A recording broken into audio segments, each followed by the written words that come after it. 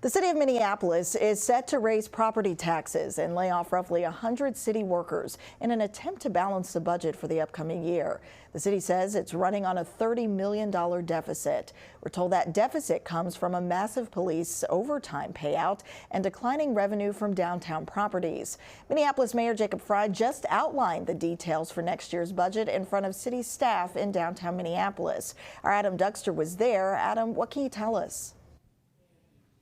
Yeah, Shayla, and we just wrapped up speaking with Mayor Frey a moment ago. He says he knows that these cuts are not going to be universally popular, but he says he knows they are necessary in order to balance that budget. He told us without doing anything, that budget will only continue to increase in terms of a gap, reaching $60 million shortfall numbers by 2027. So he says, well, these won't be popular decisions. They're ones that need to happen right now. Now, that budget proposal for next year totals more than $2 billion. And to pay for that, the city is proposing an 11.3% increase to property taxes, which if you're a median value homeowner, that'll cost you about $409 a year or $34 a month. It is one of the largest single year property tax increases in some time here in the city of Minneapolis. The mayor also says they're going to plan to cut 100 positions from city government under this proposal.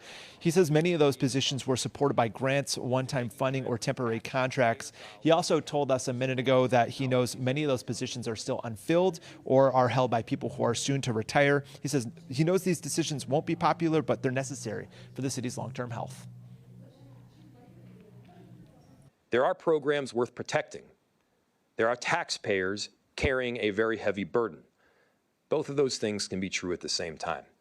So the job isn't to satisfy one side or the other. The job is to make the best decisions we can for the long-term health of Minneapolis. And in that, I hope we can find common ground, working together to arrive at 2 years from today.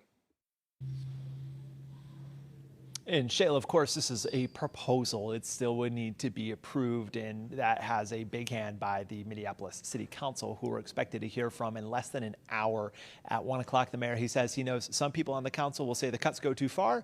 He says he anticipates some will say the cuts won't go far enough. We'll share what the council says as far as their reaction coming up tonight on the news at 4, 5, and 6 o'clock. All right, our Adam Duxter reporting. Thank you so much, Adam.